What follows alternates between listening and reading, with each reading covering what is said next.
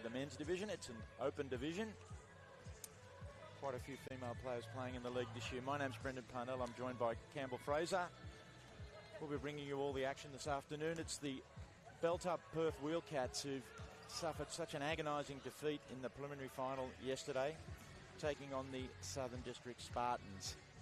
Campbell, what can we expect here? Both teams trying to pick up the pieces after close losses in the previous 2 days. Yeah, absolutely. I think both teams have a lot to prove here. Obviously, the Spartans being a lot younger of a team, both in the league and in their players being more junior players and a little bit less experienced. But obviously, they've come to prove a lot, and the Wheelcats having something kind of to defend in their long history in the league. They've done extremely well. I believe the most championship wins throughout the league of any team. So it'll be an interesting challenge, and I'm excited to see if the Spartans can bring out more of the attitude that they brought on Friday night. Yeah, you mentioned Friday night. These two teams played. It went down to virtually the last possession, a flurry of three-point makes near the end by the Spartans, dragging them back into the contest. For Perth, after getting over that one, they literally went down to the last 3 seconds of yesterday's game, and there'd have to be some disappointment still lingering potentially. Yeah, absolutely. I think it was a pretty hard loss and an aggressive game the entire way through. It was challenging for both sides against the Rollerhawks. So I think Perth might be either a little bit disappointed by that or a little bit of fire in them now to still come away with a medal. So a lot to prove. And for anybody watching maybe for the first time, is there a couple of players you could point out that might be worth keeping an eye on, some of the stars of the sport? Yeah, absolutely. On the side of the Spartans, you can't look past Ethan Laird. He's a fantastic young player. He's a young player, I say, but he's been in the system for a very long time, playing since he was a little kid. Gotten involved in the Rollers squad in the last couple of years, and is a fantastic addition to the Spartan side alongside Alonso, who's a Spanish import. A couple imports in the league have been a really, really useful addition. And then on the side of the Wheelcats, obviously the two bigs of Tom McHugh and Ben Moncrief. They're fantastic inside shooters, and that will be really the way towards the basket for the Wheelcats. They like to play through their bigs and play a pretty traditional game versus the Spartans, who like to play a little bit scrappier, faster. They've got that speed and agility over the Wheelcats, so it'll be up to them to kind of set that pace.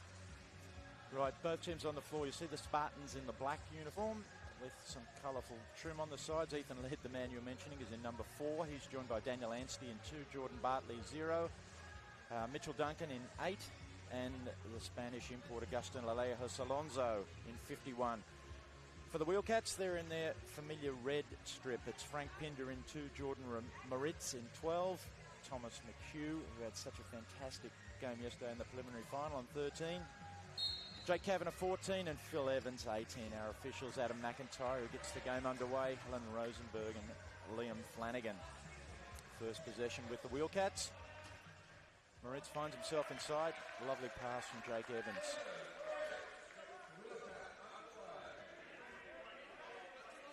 Ethan Laird with the ball for the Spartans now.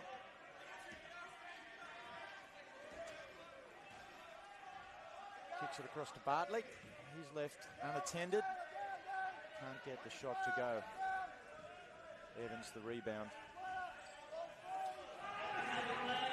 Throws the longest of baseball passes. McHugh managed to reel it in, but the ball was poked away.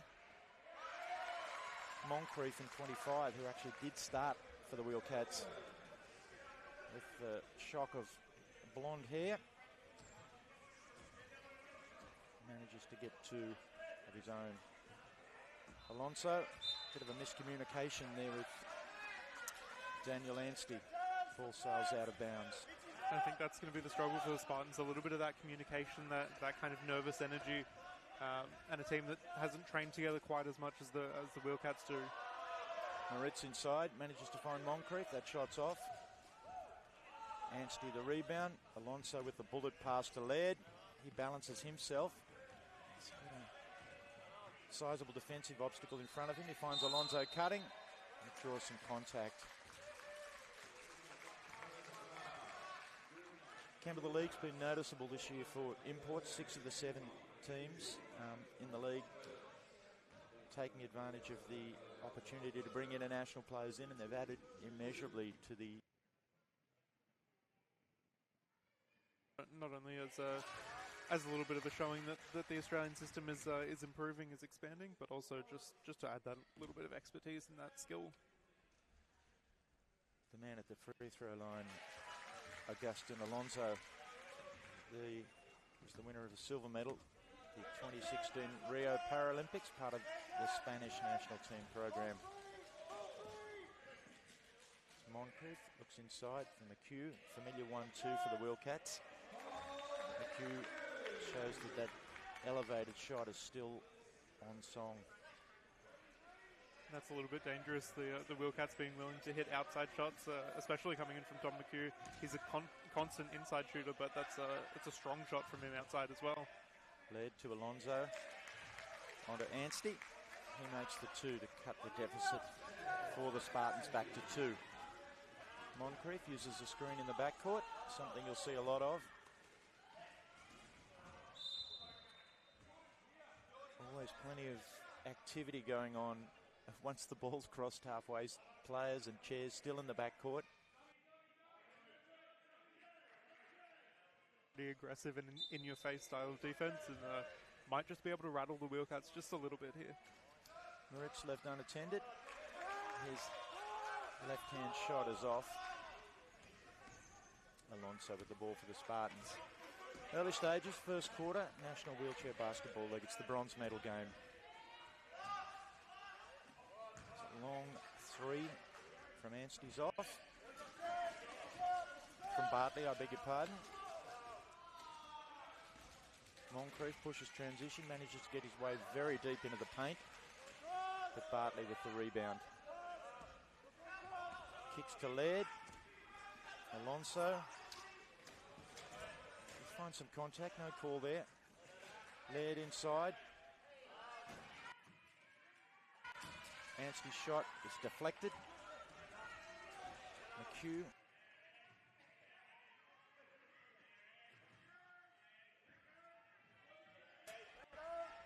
Frank Pinder. Hotly contested. He manages to just get it up over the hands and in. And that's a very big thing for the Wheelcats, to be able to secure a score like that, with Tom McHugh being backpicked and happy to just sit out of the offense.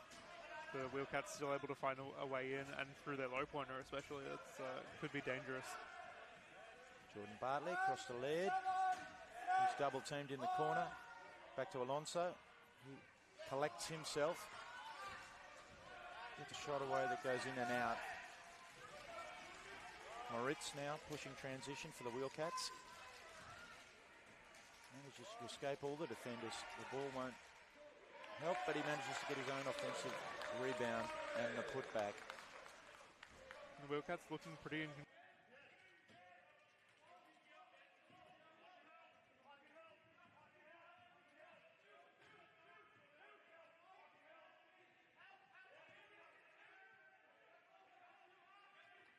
at the free throw line.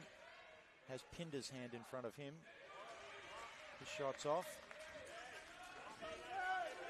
Moncrief wheeling down the floor in transition, weaving in and out. Draw some contact from Laird, no call again. But Tom McHugh is down on the floor and managed to pop himself back up. It's a long way for him to fall, being that tall. He sits quite high, and it's not uncommon for players to fall out. For anyone that doesn't watch the sport regularly, they do hit the floor pretty often, but for a high pointer like that to take a fall, it can hurt a little bit. Jake Kavanagh and Simon Corrich into the game for the Wheelcats in 14 and 8 respectively. As Moncrief finds his range with a nice set shot. All of a sudden the margin's 8. The Spartans seem to have had some reasonable looks, just unable to make things at the moment. Anstey off to Bartley. His shot falls. Spartans running pretty much a textbook offense there, waiting with the back pick and then pushing him with 3, attacking from every angle. Just easy little score there. The officials have found a foul.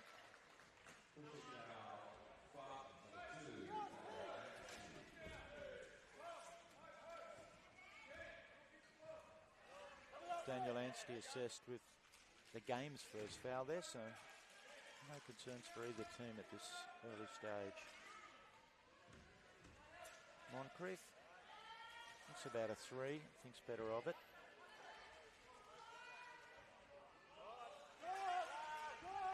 Kavanagh shots off. Laird, Alonso. With the Van Gogh beard. Fantastic pass. Unfortunately, Mitchell Duncan unable to finish. McHugh pushes. Moncrief tries to shake Laird. Pinder screen does that. Shot short. Alonso the rebound. Moncrief got a hand in there.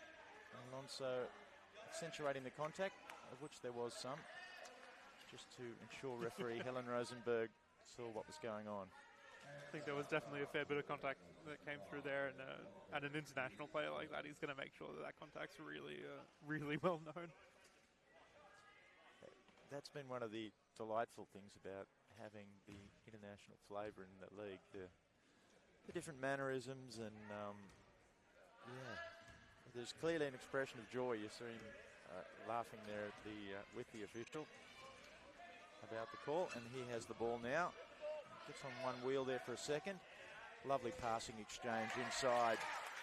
Finished by Daniel Anstey. Anstey with a lot of composure there. He had the tower of Ben Moncrief coming flying at him, but knowing that he was going to come way too fast, and just take that beat, take a breath, and defense has gone flying past him. Long pass from Moncrief there, finds its way eventually to Quaritch, who can't finish. Things just turning in the Spartans' favour in the last couple of minutes. Laird will look at that 3, no, thinks better of it, looks inside. Alonso, he makes the layup. Alonso really smart there. He knew that he had a mismatch on actually 2 defenders, but managed to know that he had the height for it and he had the speed for it. Gets in his position and calls for it. Huge amount of action in the backcourt. Ball's tipped away. Alonso desperately trying to get hold of it. Anstey swoops in. Bartley with it now. Lovely pass. Laird, he'll go reverse. No, he won't. Alonso. Unfortunately, just one pass too many. Meant the official has made a 3-second violation call. Ethan Laird trying to argue his case, saying that he was entitled to fake and make that pass. It's quite a subjective call, the 3-second one. You mentioned yesterday, Campbell, you don't see a lot of it at this level. Yeah, most players are pretty aware of it, pretty fluid in their movements, and if they're not getting the pass that they expect, they move on pretty quickly. But occasionally you're wanting that pass to come through, and it just doesn't quite in time. Youngster Cooper Spillane is on for the Wheelcats now in 6. As Phil Evans' shot is off, and Spillane finds the offensive rebound and the putback.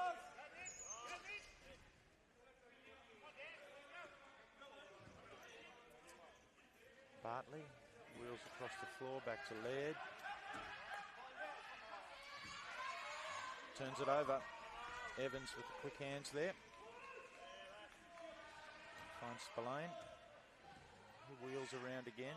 Back to McHugh. It's a shot he's familiar with. But it's off. Bartley the rebound.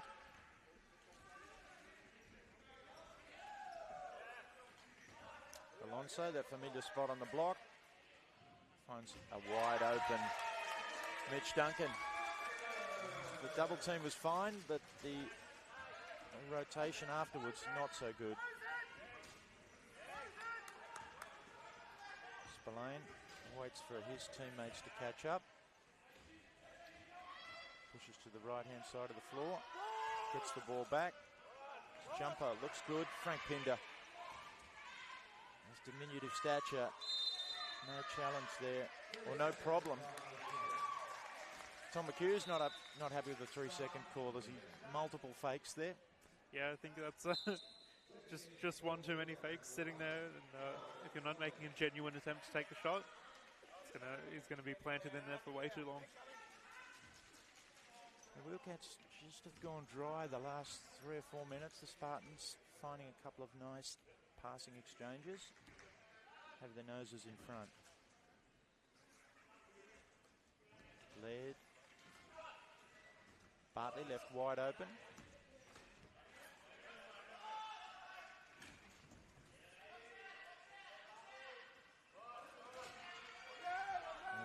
My fault, the scoreboard showing the reverse of what I expected. It's actually the Wheelcats still with their noses in front. 14-12. Spillane with the ball for that team. To Evans. McHugh. In that paint again. Finds the shot he's looking for. Offensive rebound, Kavanagh. His shot's deflected out. It'll stay with the Wheelcats. The Spartans have had a really nice kind of set defense here. They haven't allowed too many inside shots. Tom McHugh, Ben Moncrief not able to get too many inside options. And that almost looked like it was going to go poorly, but Tom McHugh not able to secure that rebound for that shot. Just 10 seconds and less now on the shot clock as Moncrief is back on the floor, goes left. Forced into a mid-range shot. I think he thought that was down, but it's bobbled out. Alonso the rebound.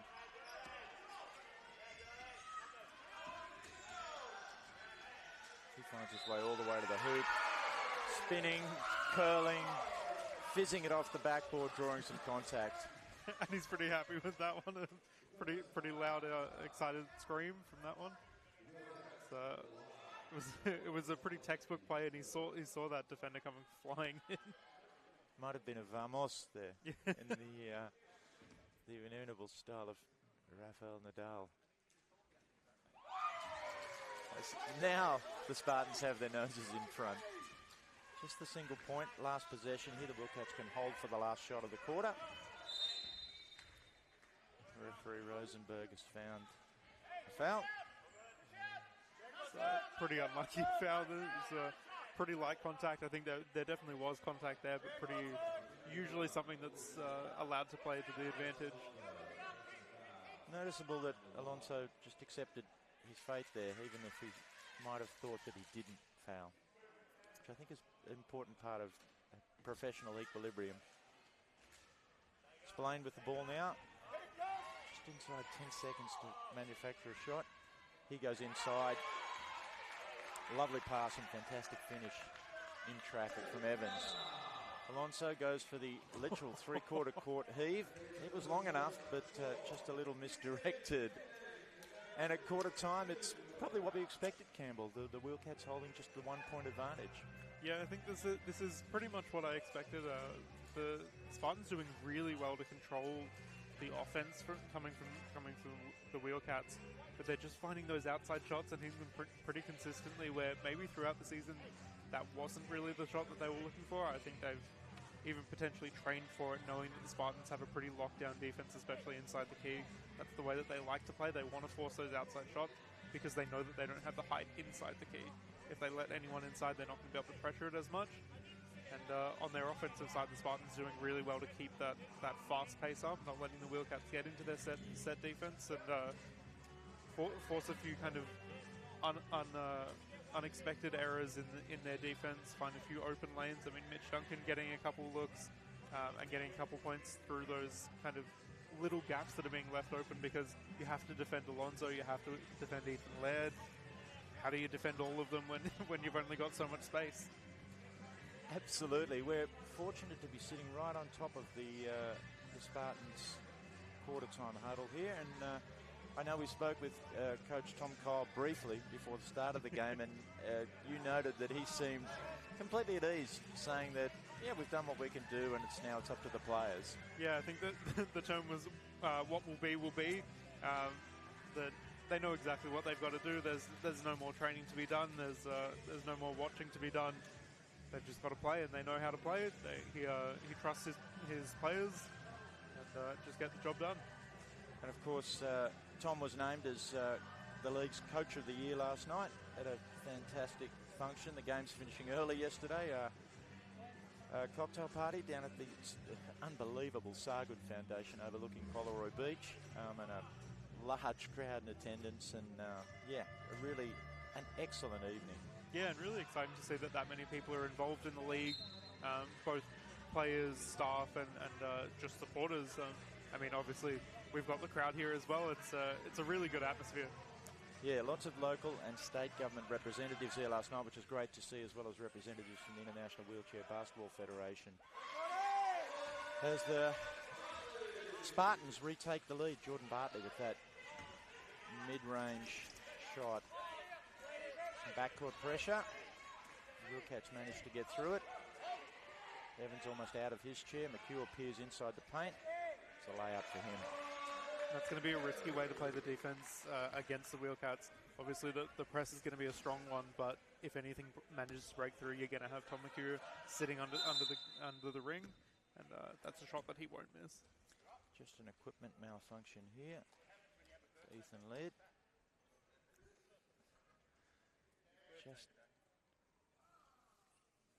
We're informed it's Ethan Laird's birthday today. Can imagine he's fighting for a little more than the rose gold now. Yeah, he looks a little nonplussed that his coach has revealed that to everybody, but play will go on. And Zach Binns onto the floor, one of the youngsters, the blonde hair with the glasses, flicks the ball across. Shot from Jordan Bartlett short. Moncrief looking at Pinder, who's leaked out ahead. He makes the layup. He's such a reliable commodity. Again, the Spartans not being able to get into their set defense. I think they've got to look home pretty quickly when those shots go up. They weren't kind of ready for that and streaking away the Wheelcats. Hayden Seabar in number 7, also on the floor for the Spartans in the black uniforms. It's on the weak side of the floor. Bartley launches a 3, scrambles after the rebound, goes careening into the advertising hoardings, manages to get it back. Tries to use the screen from Anstey, falls to Binns. Shot looks good, straight but just short. Evans the rebound.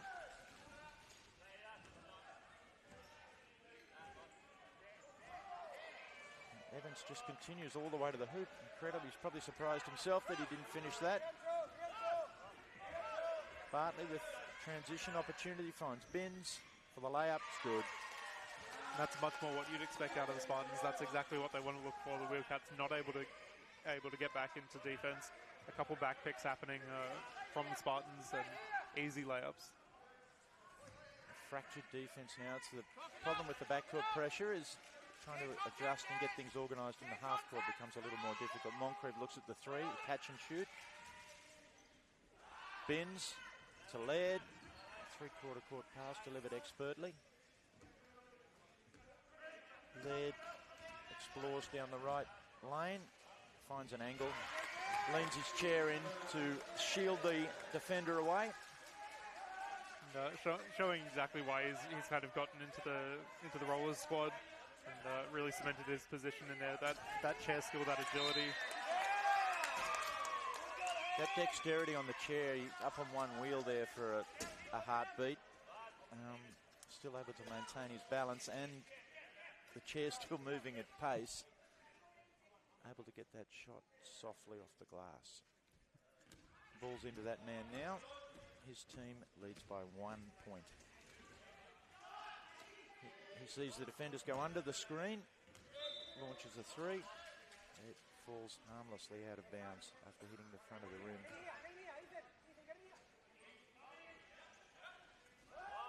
Moncrief, the one-hand baseball pass. McHugh, a nice seal. Pinder drew the double team. Screened, rolled, and then sealed his defender in. McHugh knew he was there. They'd cleared out the backside.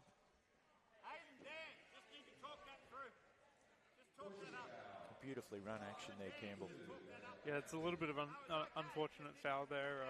When you've got a low pointer coming in with the ball, they're not necessarily the highest % shooter. You might be willing to leave them to take that shot, but obviously the foul coming in and they'll reset. That shot from Pinder's off. We might come back just to touch on the low point. I'll get you to give a little bit of an explanation when we get the next time out.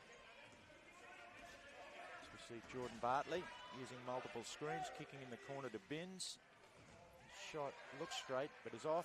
He continues the cut. Can't make the layup off the excellent pass from Daniel Anstey. McHugh with a nice fake there. Ball's poked away by Bartley. Will stay with the Wheelcats. And in fact, Coach Tom Kyle's going to do the right thing for us and call a timeout. So you mentioned the low point, high point. Just a quick explanation. Yeah, so in the wheelchair basketball system, we use a point classification system from 1 to 4.5. 1 point as being the lowest level of physical function due to disability, has no bearing on skill or ability on the court, and your 4.5s being the highest level of function, and only 14 points, a combination of 14 points across your 5 players allowed on court at any one time. So it really forces you into finding combinations of players that look like they're inside shooters. Your 4.5s and your 4s tend to be inside post-up shooters, and your low point players around your 1s tend to be those setting the steals, setting the picks, and really allowing those high pointers to shine. As we saw from Frank Pinder there, yeah. It's actually a beautifully designed system because it allows opportunity for people with all types and levels of disability to have a role in the game. Exactly, and it's not even a thing of trying to allow everyone into the game, but having all 4.5 players on the court at one time wouldn't be useful.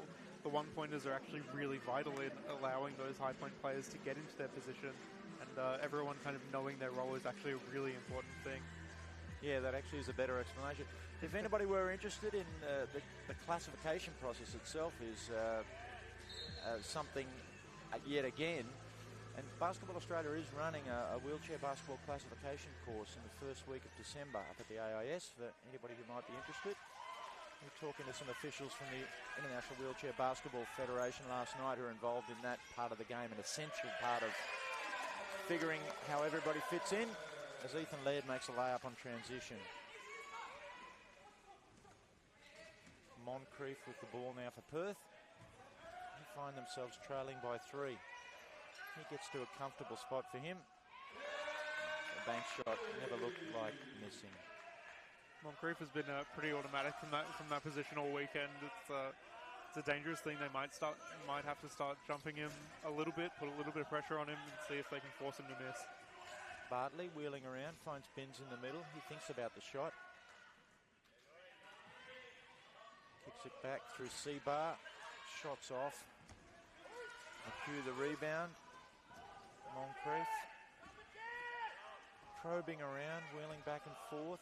Sort of semi-screens there. Laird slapping at the ball. Can't get it to go.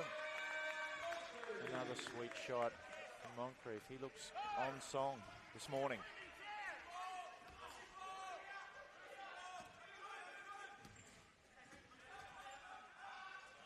Screen and roll action. Unfortunately, C-bar was probably just a beat late on his cut. Daniel Anstey probably with the professional foul in the backcourt there just to stop the transition, but it may have an impact depending how many fouls that is for him. And in fact it's his third. Yeah, I think he knew straight away. Signal to the bench.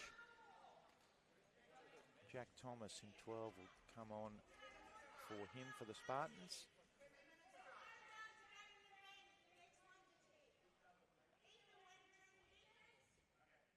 The referee just giving a warning to both teams there that, or specifically the Spartans, that Ethan Laird may have gained an advantage by going out of court on transition. Campbell? Yeah, I think he thought the play was pretty dead and just using a little bit of the out of court. May not have even noticed where it was during that time, but the warning will come through. He'll collect that and be better. We know that he's pretty experienced. He knows better than that. Well, that's a common rule in all basketball. Moncrief shots off. Laird looking to push transition. Reasonable amount of defensive coverage back. Stops his direct line to the hoop. He wheels around, screen from C-bar. A little bit of contact, tries to accentuate it. Finds Binns on the baseline. His shot is almost there. McHugh sees Moncrief streaking ahead. A fantastic pass. Two players come out of their chair. Official's going to stop things. He determined there was no illegal contact there. Might have been that Moncrief was expecting the contact and leaned in, and there's nothing to lean against. Yeah, I think he knew that the defender was right there and was expecting it, but nothing actually coming through. Laird pushes, Bartley. Expert pass, but great hands from McHugh. Knocks away the shot from Jack Thomas.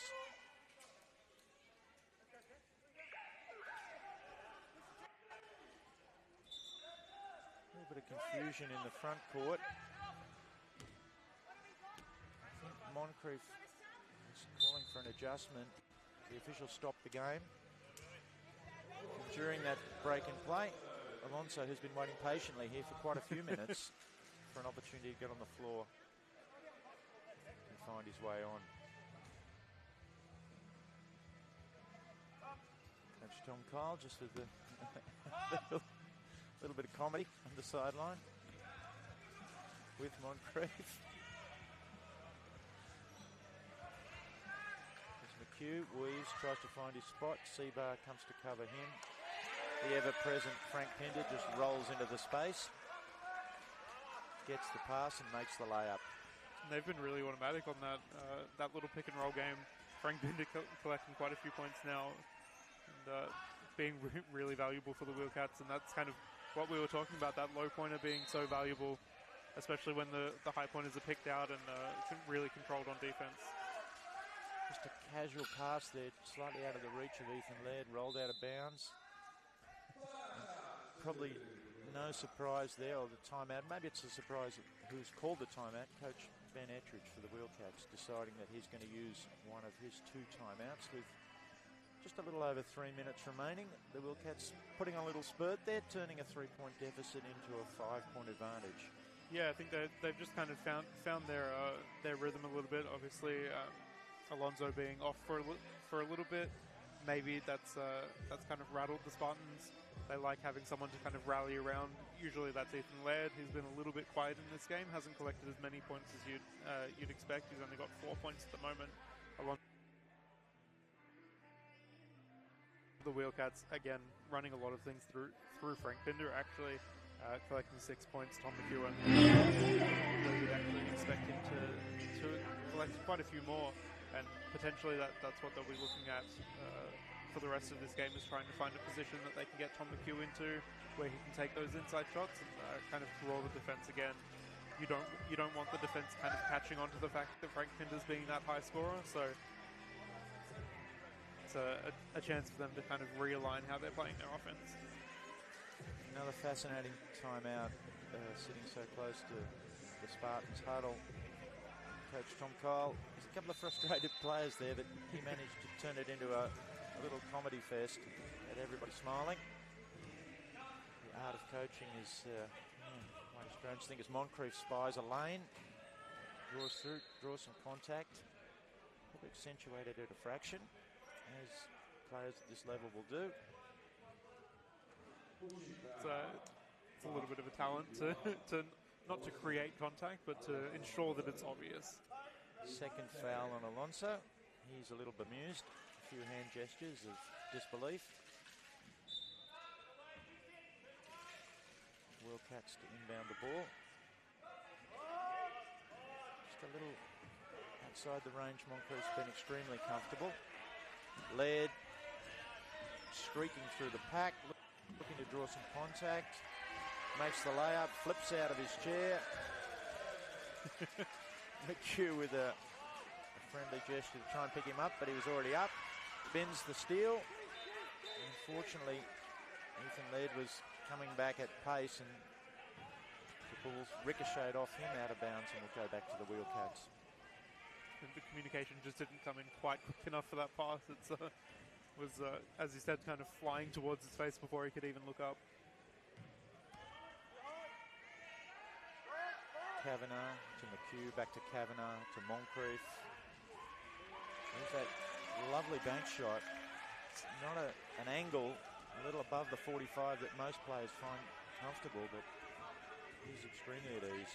And that'll put him at 10 points, and I think they've all come from outside the keyway. So the defense on the side of the Spartans being really strong, but obviously not being able to counter that scoring opportunity.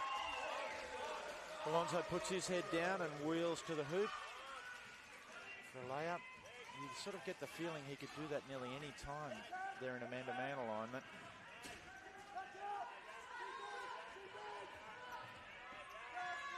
Moncrief cut off. Thomas trying to scramble back. Laird helping. Foul's called on Laird. Just his first.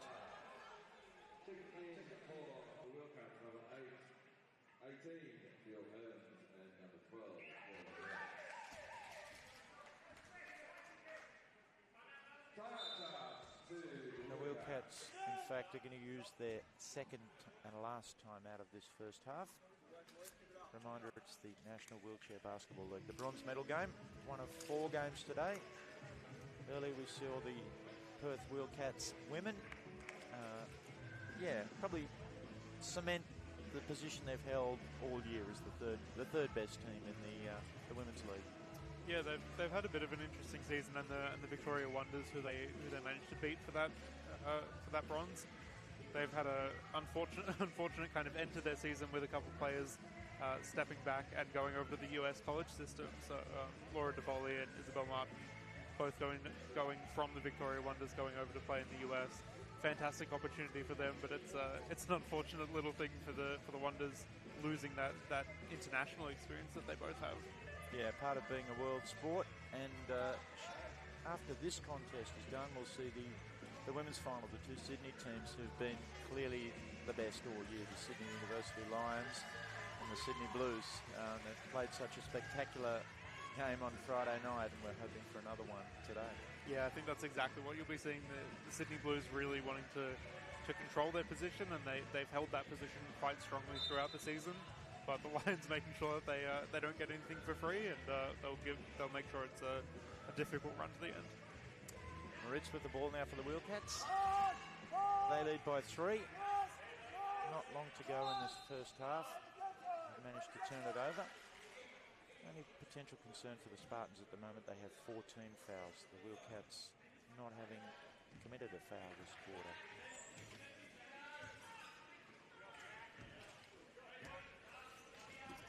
Alonso uses the bin screen, gets sideways, kicks to Laird, he looks at 3, hasn't been able to make one today yet.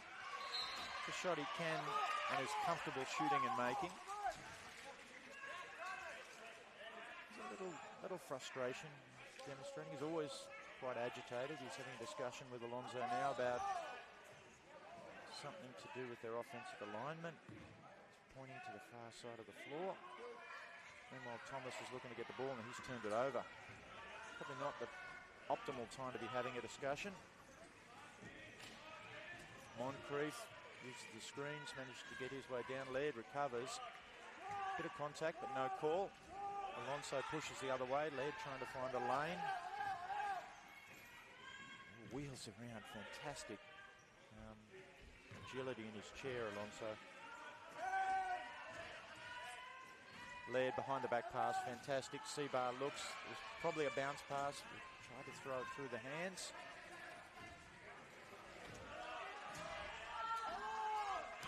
Moncrief, pass intercepted by Laird. He's in the middle of the paint. Thinks again. Sees Alonso sail by. Skip pass to the corner. Bins, that's normally his shot. He puts it on the floor. Back around to Laird. He's wide open. Can't make it. The game will stop for a second. A little bit of a messy offense from the Spartans.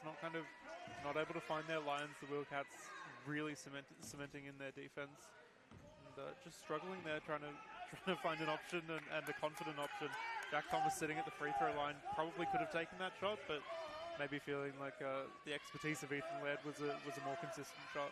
He probably did need to. Frank Pinder was out of the play, so it was actually 5-on-4 as Moncrief hits a 3. And that compounds the feeling that was as the buzzer went.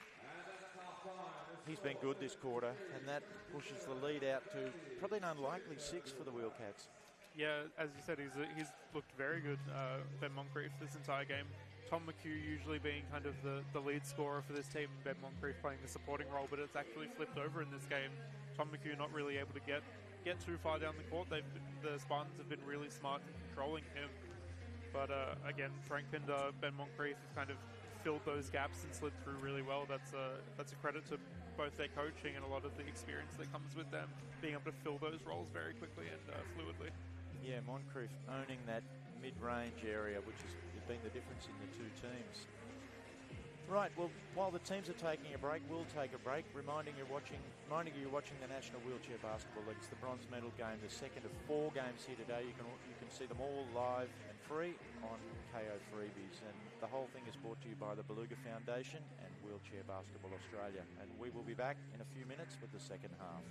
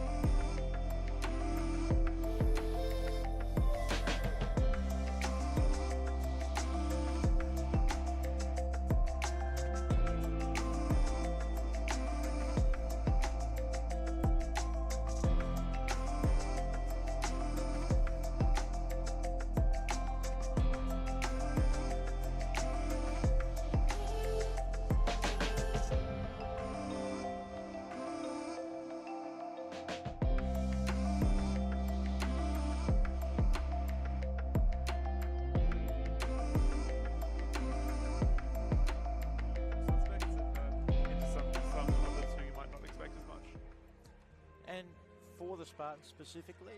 Imagining you were coach for a second, what sort of adjustments would you be looking to make? I think they've got to play a little bit more proactive on the defense. They've set their defense inside the keyway, and it's been very strong, obviously, forcing Ben Moncrief into those outside shots. But if he's going to keep hitting them from out there, and there's no reason to think that he wouldn't, you've got to start jumping, you've got to play a little bit more aggressive, maybe play up the court a little bit more. We've seen a few fast break points from the Wheelcats, but I'd be allowing that rather than letting Ben Moncrief just stack up points sitting from outside. And their offense, keeping their offense on that fast break kind of, we know that the Spartans want to play a little bit scrappy, and the Wheelcats look a little bit more messy when they don't get into that set defense. They don't like playing kind of a man-to-man defense, so I think forcing that pace and getting back into their regular style. Okay, we did see the Spartans in the first semi-final on Friday night make a flurry of threes at the end of the contest to turn it into a nail-biting affair. They're 0 of 5 from 3 in this first half. It's probably something they need some productivity from to keep their boat sailing smoothly. Yeah, I think it's something they've got to kind of sprinkle into their offense a little bit, just to remind the Wheelcats that they're willing to take them, and they absolutely do have the ability to hit them. Obviously, they haven't hit them yet this morning, but I would expect them to be able to find a few. Jordan Bartley being pretty consistent from those threes, and I think one of the highest percentage three-point takers in the league at the moment. Right, so we're underway again. If you've just joined us, the Wheelcats in the red uniforms from Perth, sponsored by Beltup, and the Spartans supported by the Carina Leagues Club, the Southern Districts of Brisbane, in the black uniforms.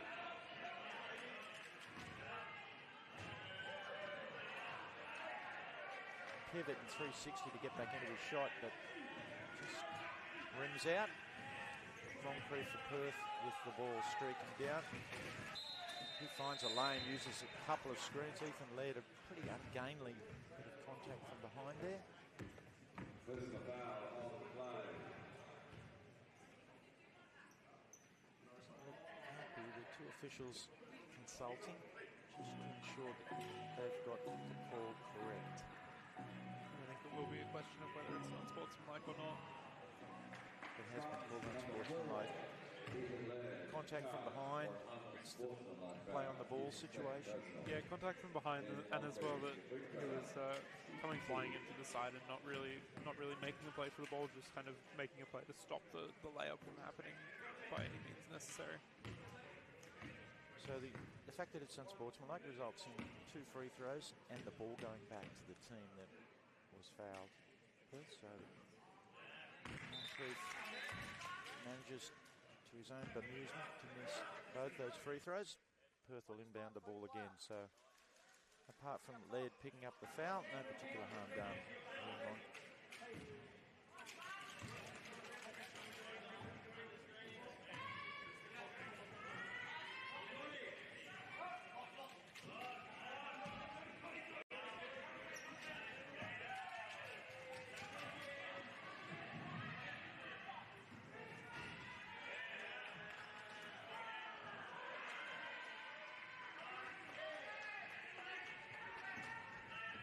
Frank Pinder now is going the other way. He's running a 1-on-4 fast break, loses control of the ball, manages to pick it up again. Moncrief appears, finger roll, draws some more contact. It's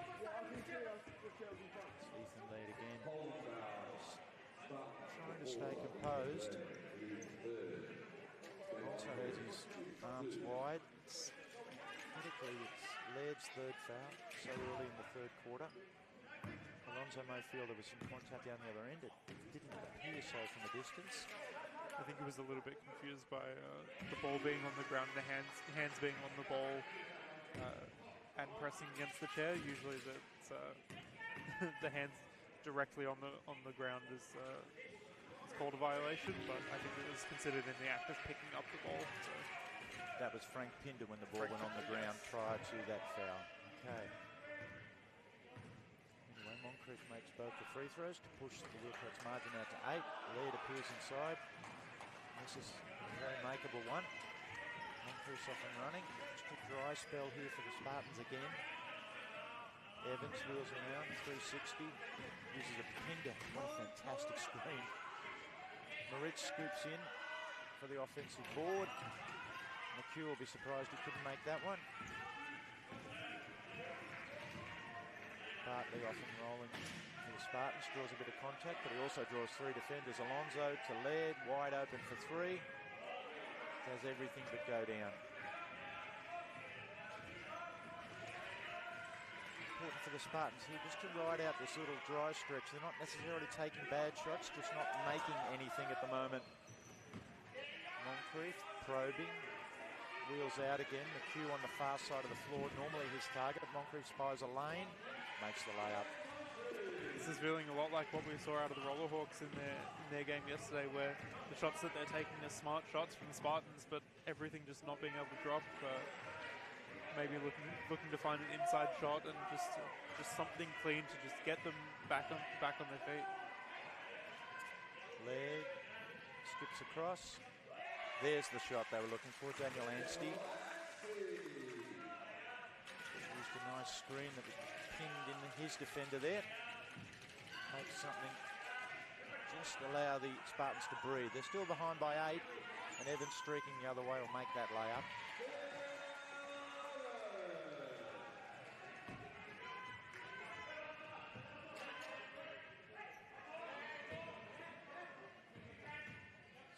Precocious talent, Laird, still so young. He's done a reasonably better job to keep his emotions in check. So important. Alonso, shot clock running down. McHugh trying to stay in front of him. Alonso tries to draw some contact. Shot short. Moncrief running the other way. Alonso tries to cut him off. Evans trying to backpick Alonso. Pinder appears as ever. Finds a lane to the hoop. Does a little dipsy doodle. In and out. It's like a misdirection. And Frank Pinder is absolutely one of the best low pointers in Australia at the moment, and really showing his skill, not having too much core function there, but still able to swing around a little bit and make his way around the defense. Part of the Australian national team program, no surprise. That team called the Rollers, for anybody who may not know, they would compete at the Paralympics. Did so in Paris. They've just had a camp in the break since the league finished before finals. They've been over in Germany, Cologne in Germany, playing a tournament, and then a series based in Italy at the AIS in Paris. Preparation for the Asia-Oceania Championships, and then on to the World Championships as part of the next Paralympic cycle. But it's probably getting close to panic stations here for the Spartans. Midway through third quarter, they find themselves down 12 and struggling for offense. Yeah, well, we've seen them take those few threes already and not really be able to make anything out of it. And also the Wheelcats really responding onto those threes. That's what we saw in the last offense, was that the Spartans really wanting to try to find a three to be able to take, but the Wheelcats just sitting on top of them, making sure that they couldn't get anything.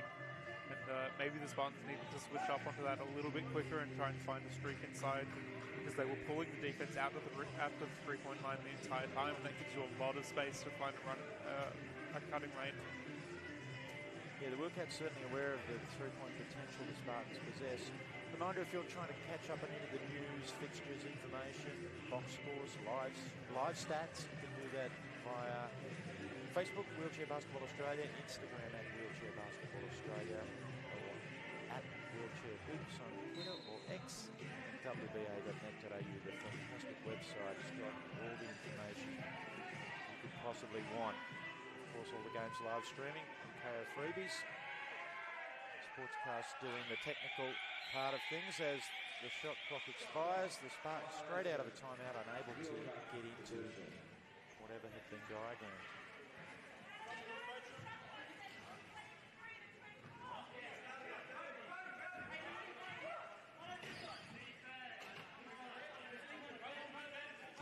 Moncrief, Spartans packing it in on this occasion.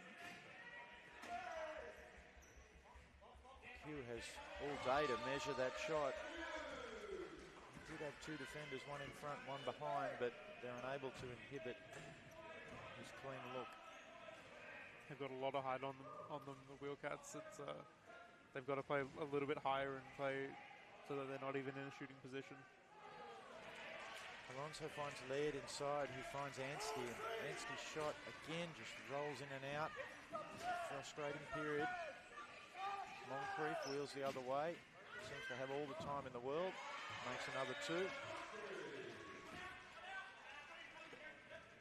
Rich Tom Kyle looking at his bench now. A couple of substitutions about to come in.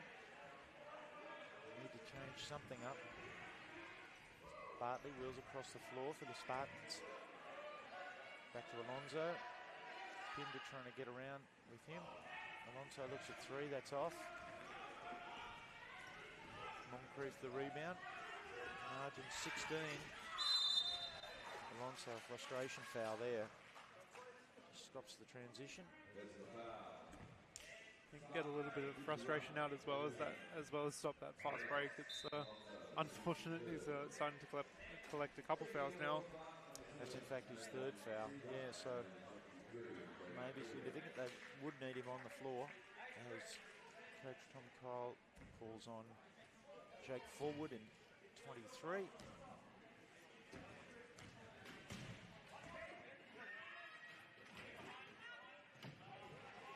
McHugh in there for a long time. Balances, leans, creates a shooting angle. He's jammed in there.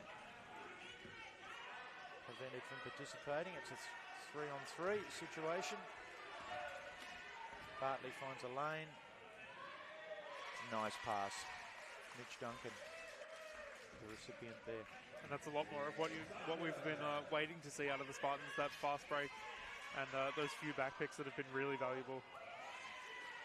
Jake Forward having an impact defensively already, managing to get a hand up and partially deflect that pass, then stop Tom McHugh getting a clean look.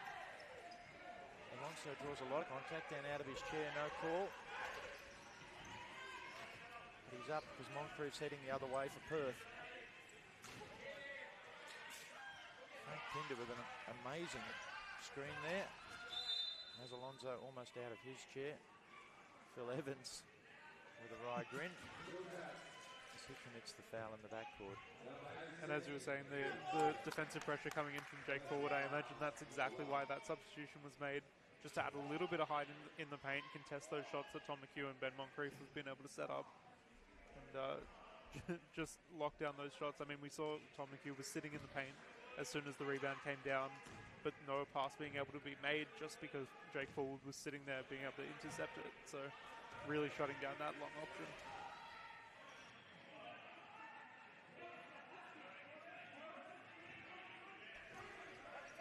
Moritz the rebound. McHugh weaves middle. Alonso tries to get around. Mitch Duncan comes to help. Moncrief wide open for three. It's danger. It's unfortunate. That was really smart defense from the Spartans up until that point. They were really forcing everything out. Tom McHugh not able to find his line, although fighting for it. But obviously Ben Moncrief just having the hot hand at the moment. Scoring really an issue. Just 4 points this quarter. To that point, as Alonso makes the fifth and sixth for the Spartans. Something monumental here, trailing by 17. The Wheelcats looking totally at ease. Moncrief finds McHugh, beautiful touch pass. Pinder's there. Just real fantastic geometry there, changing the angles. Yeah, and Frank Pinder he's not exactly a flashy player. He doesn't like take too much of the attention. But he's really been valuable here, just getting He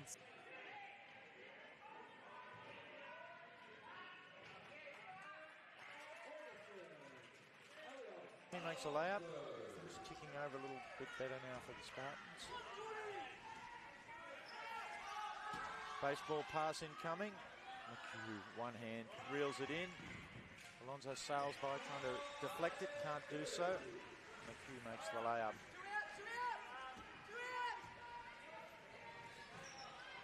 Bartley cut off by Pinder. Forward comes with the screen, floats away. Alonso looking at 3. Forward, offensive board. Collects himself, offensive rebound again. Has it poked away. That'll stay with the Spartans.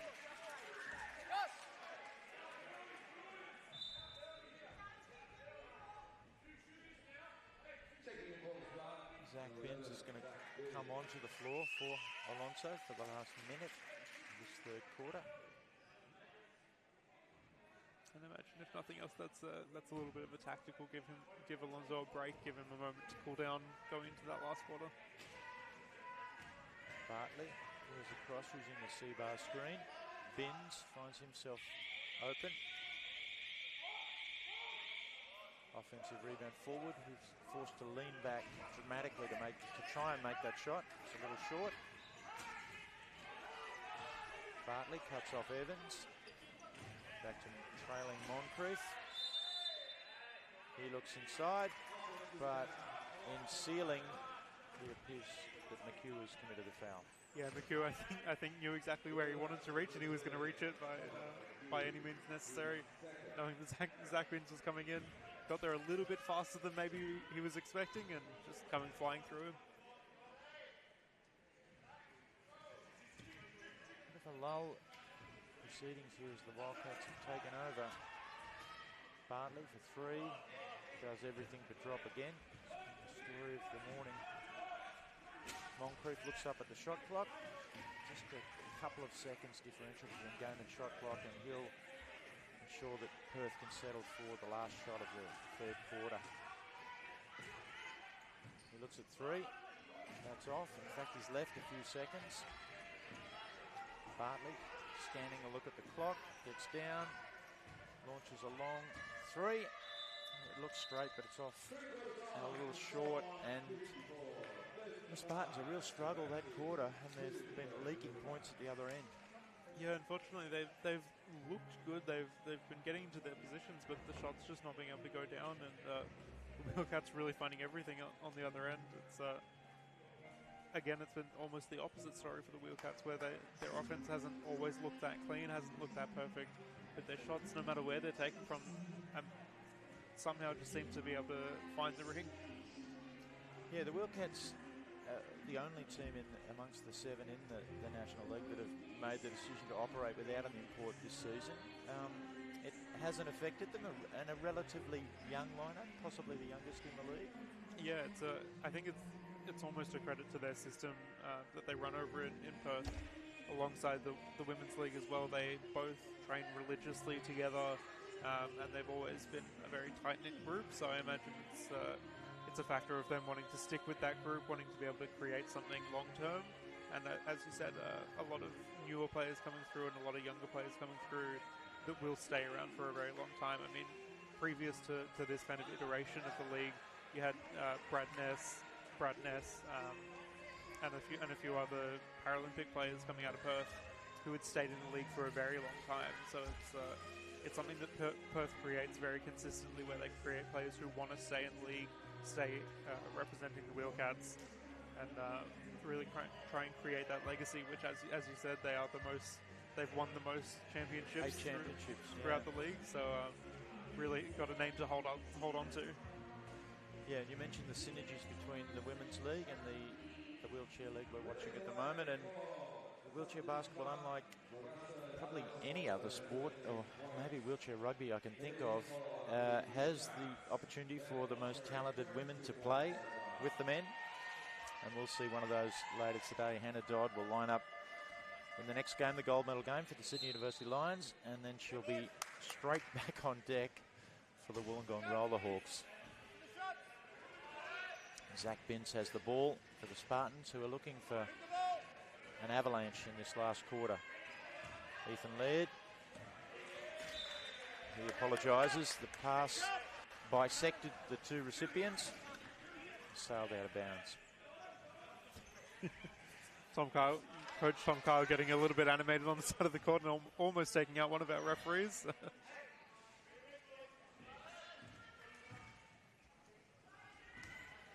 Perth Wheelcats with the ball and a 19-point lead. This bronze medal game. Moncrief drives baseline. Cut off. Skips to McHugh. Using the Pinder screen. He makes the set shot.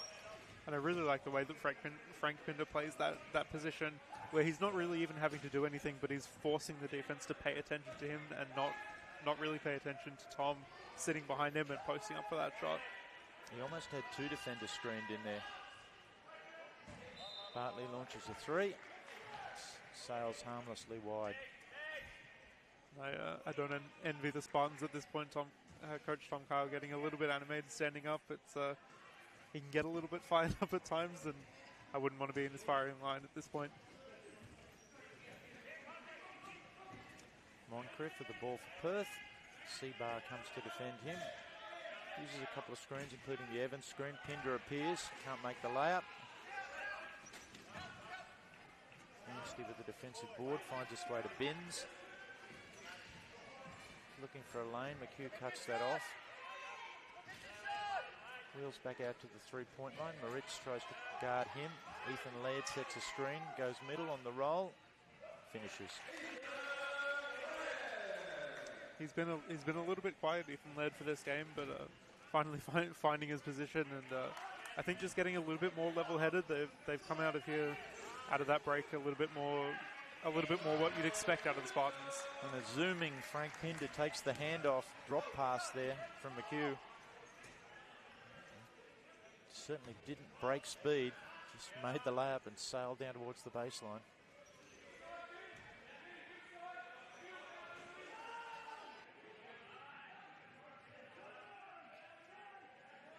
He looks at the roller. Anstey is cut off by McHugh's long arm, which forces a 3-second call. Fortunately, I think it would have been the right decision to just take that quick shot, kind of try and line it up. Dan Anstey he's a very consistent shooter. We know that from throughout the season. I think he just got a little bit flustered and waited a little too long as he rolled underneath the basket, and then he had no option.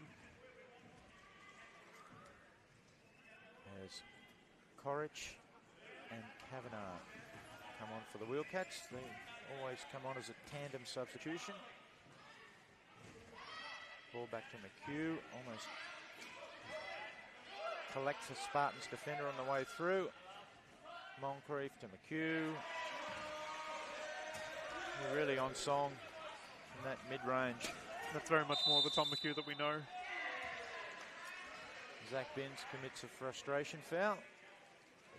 Trying to indicate to the official that Frank Pinder might have milked it a little bit. I think he definitely milked it a little bit, but I think that was only because there was contact there to be shown and to be moved around a little bit. I think you get the benefit that you have in the wheelchair system is that you can very much hear the contact that comes through. And it was a pretty loud hard bump. You don't very often get a reaction out of Frank Pinder, so it didn't on that occasion as McHugh shots off. He's pinned in the backcourt by Binns. Bartley streaks into the front court.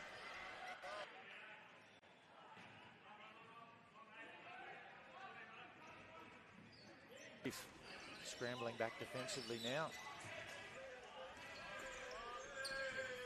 Kavanagh waits for Moncrief. Moncrief wheels across. Laird gets in front of him. Hayden Seabar raises his hand to indicate he's fouled or committed the foul.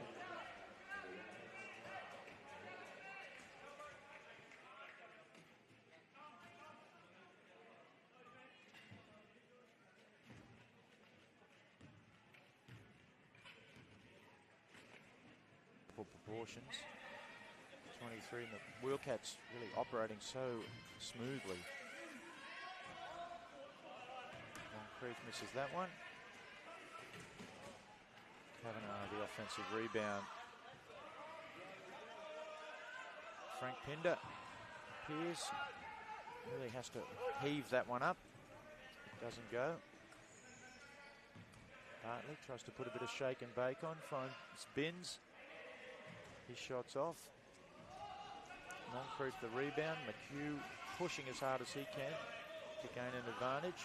Moncrief follows in his wake, gets to the hoop, feels the contact, and launches a circus shot. I think that's one of those shots that it's arguable whether the shot comes after the contact or the shot comes to create the contact. It's a little bit of a showy way to create contact and to force that there was contact created.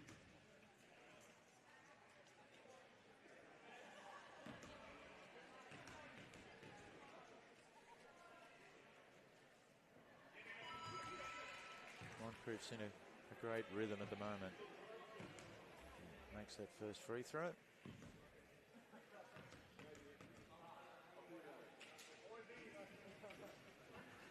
Misses the second. Anstey the rebound. Finds Bartley. To Laird. Laird to Binns. Leans back in his chair. Makes the two. I like that. Not necessarily looking for the three, just being consistent, finding that shot. They've still got about 5 minutes left. It's still with a chance.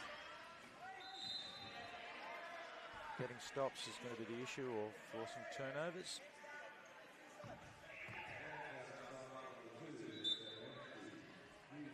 Anstey with the foul there, and I think that's going to find him in trouble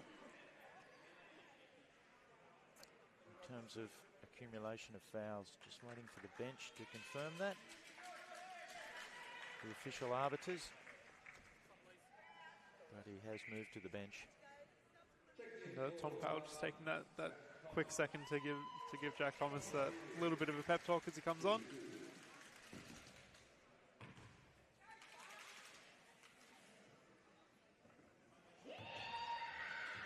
Tom McHugh makes the first. I think Tom McHugh was a little caught off guard by the sound that was played.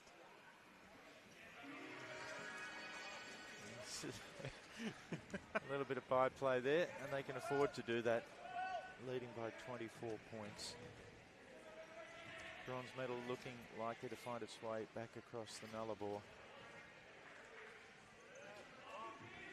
Pinder, the rebound has been so good today. Moncrief's leaked out. McHugh pushes the pass ahead.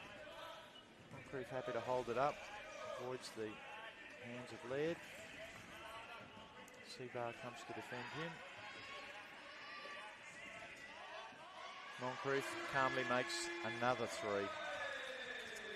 No, it almost looks like he's playing for fun at this point. He's gotten to a position where those shots are just automatic, and almost nothing you can do to stop him. He's still a relatively young man, and composure has been something that he's still learning about, but certainly his equilibrium's been fantastic today as Hayden Seabar gets himself on the scoreboard, makes a nice cut down the middle and finishes off glass.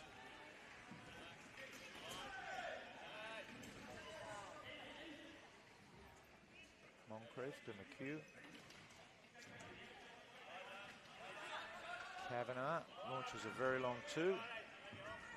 Bartley finds himself almost open on transition. Comes back around, unguarded. Somebody's out of their chair there. We'll just have a delay for a second. I think that was Ethan Laird getting collected up by Jake Kavanagh, and I think he was pleading for a foul to have come there as he got kind of spun out of his chair, and it's arguable whether he just had a little bit of a hip movement that forced him out of his chair or whether there was contact. Cooper Spillane and Jake Evans have snuck onto the floor during that little break for the Wheelcats. Bartley looks at another three, short. Evans, the rebound. Moncrief. Spillane tries to get that pass, is deflected. Thomas. Bartley weaves to keep the ball away. Laird drives baseline, finds Thomas. He can't finish, probably needed to use the glass there. Tough angle without doing so. Evans streaking the other way. Seabar comes to try and stop him and can't do so. Phil Evans, one of those players that has a sneaky amount of speed, and can pick up those passes pretty quickly. And where Frank Pinder's been scoring those points is kind of filling that role as he's taken a sub. Binns takes the cross-court pass from Laird, can't finish.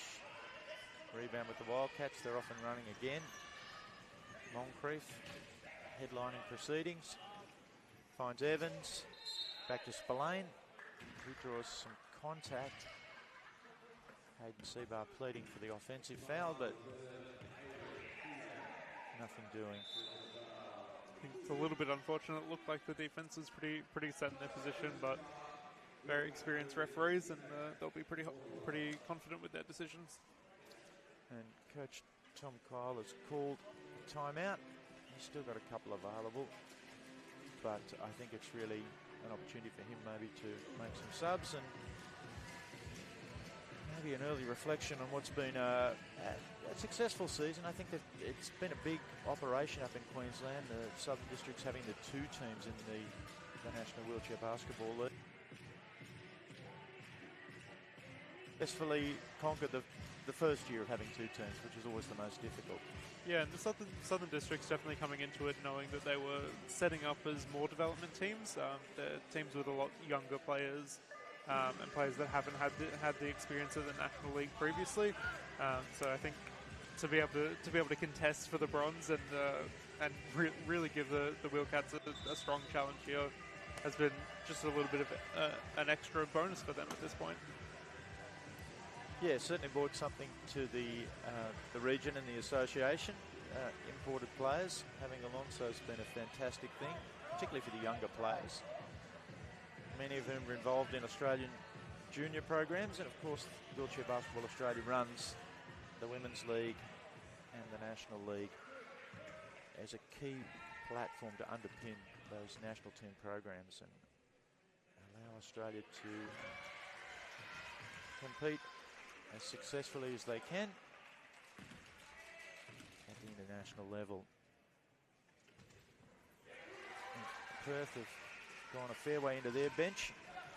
Michael McDonald on for his first action in 21.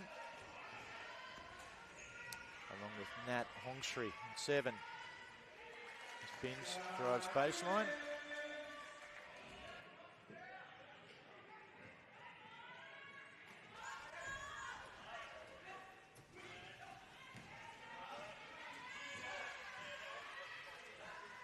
Hongshree finds a gap, can't get it to go. Thomas the rebound.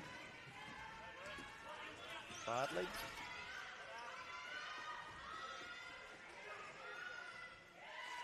Zach Binns again. And while we weren't looking, Joel Swadling as well onto the floor in number 1. Great thing for these young players to get some exposure and some court time.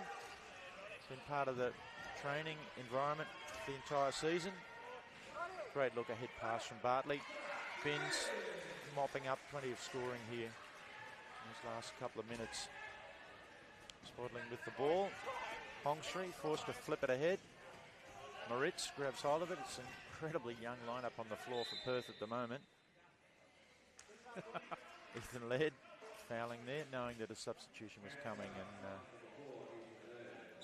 I think that was an instructed foul.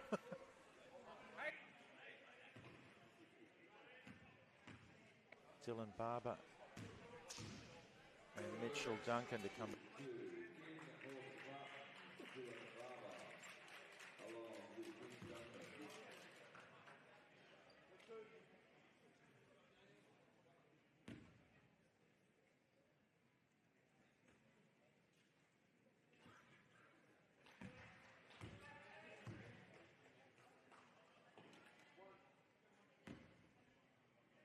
What we'd spoken about, the Spartans giving more opportunities to some players that have had a little bit less experience in the league, and obviously getting experience in a medal game is fantastic as well.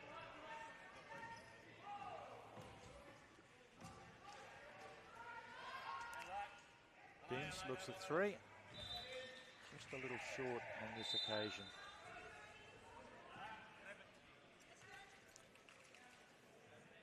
Ryan Williams will make his way into the game, replacing Zach Binns for the Spartans.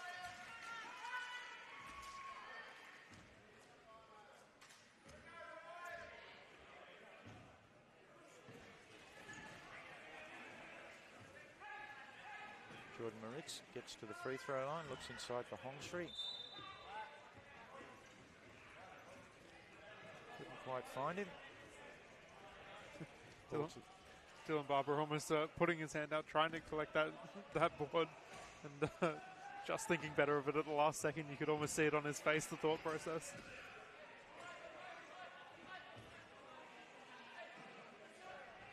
Williams looks at a long two. He's got the honour of the weekend's first wedgie.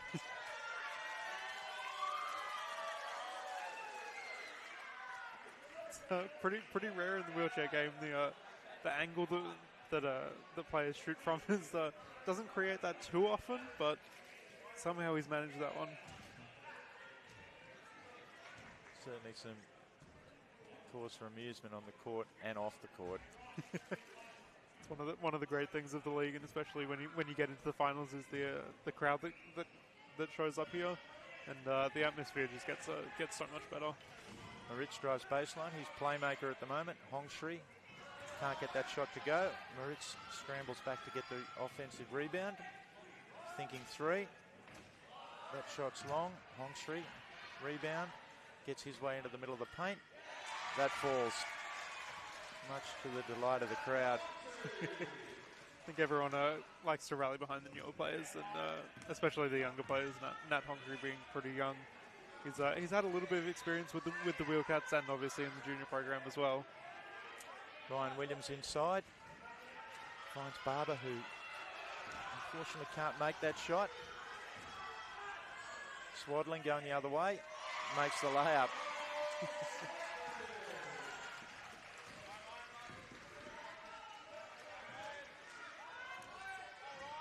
Ethan Laird on the floor still. You're looking to be a playmaker here. That shot short from Mitch Duncan. Hongs through the rebound. He's going the baseball route. McDonald tries to go the one-hand finger roll. Can't get it to go. And that'll do us. A really comprehensive second half from the Perth Wheelcats sees them snare the bronze medal in the National Wheelchair Basketball League. And Campbell, they were really fantastic value for both their contests prior to this one on the weekend, and they've showed they're clearly the third best team in the league. Yeah, the Wheelcats really cementing in their wins there, and again, kind of securing those scores through a few other players that they wouldn't necessarily rely on and haven't relied on with, too much throughout the season. Again, Thomas McHugh obviously coming away with 16 points, but Ben Moncrief kind of being his show with 26 points and shooting about 47% as well. So absolutely fantastic. Obviously, also alongside his threes that were really valuable to this Wheelcats win. Yeah. The players just all shaking hands. Quite the community. We're hoping to get a chat with possibly Thomas McHugh here. We'll just wait till he gets that headset on.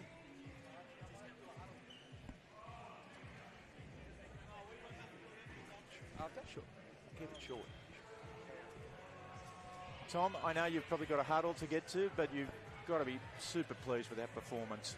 I am. I'm very happy and very proud of the boys. Came out ready to go. We're a little bit disappointed last night in a close game, but I think we demonstrated our best selves today. Yeah, amazing efficiency and rhythm. And as the game went on further, you just seemed the synergy between yourselves, just amazing stuff. Yeah, I think we've done a lot of work in the last couple of years. A bit younger group, had some players retire, and I think it's a credit to all the dedication and hard work that we put in. And, yeah, paid off today. And operating the season, the only team without an import, as you mentioned, a young team, has that been an advantage, or you think that bodes well for the future? There's nothing wrong with homegrown talent, I think. I mean, obviously having an import is an advantage in some ways, but the development and the young guys we just saw playing in the last minutes there, I mean, that's the future of our club, and they're Australian boys, so we're proud of that. Yeah, I think it's a fantastic thing, and obviously you've been extremely strong throughout the season, but in that game actually Ben Moncrief kind of coming through, putting you almost in a supporting role. Nah, I can always rely on Benny. He's good like that. Whenever I'm down, he's always there to help me and pick me up when the slack needs to be picked up. And yeah, he's developed a lot, I think, this season. I know you've yet to get your medal, but what is is there an off season for you, or what does it hold? What's the next steps? I'm actually on a plane next week to Germany, start pre-season for getting the Bundesliga and Euro Cup as well. So no off season for me, and then straight back into next season here. Okay, and how do you find the Europe? You've been over in Europe before. How do you find the living away from home and different language? And it's be my fourth season living in Europe. It took a little bit of adjusting, obviously, first time away from home, but I love it. And I love being able to come back and forth as well, to be able to play here in Australia at high level, and then being able to do that in Europe. It's amazing. It's a fantastic thing about the sport. It's a truly world sport. Well, we wish you well. We'll let you get over and talk to your teammates, but fantastic job this weekend. Thank you very much. Thanks for the weekend, boys. Yeah, Tom McHugh there. He gets a chance to go back to his team and celebrate. We took him a little bit away from that, but just a tiny window there, Campbell, into the world of an elite wheelchair basketballer, that he's just about to head off to Germany for the European League season. Yeah, and I think that's something that people forget, especially if you've looked at able-bodied sport before. The wheelchair system is constant, and players moving from country to country. They like to play year-round across. Obviously, there's the college system in the US, massive season over in Europe in several different countries, and then obviously the Aussie program coming home and being able to play here as well. Yeah, it's starting. Well, it mirrors a lot of other sports where there's opportunities for international players to come here, and the positioning of the Australian season becomes critical. It seems to be in a sweet spot at the moment. Wheelchair Basketball Australia, with the Beluga Foundation, doing a fantastic job of fitting it into that relatively small window. We saw a little bit of a break before the finals, where the Australian men's team were able to go over on some international campaigns, and I know the Australian women's team getting ready for their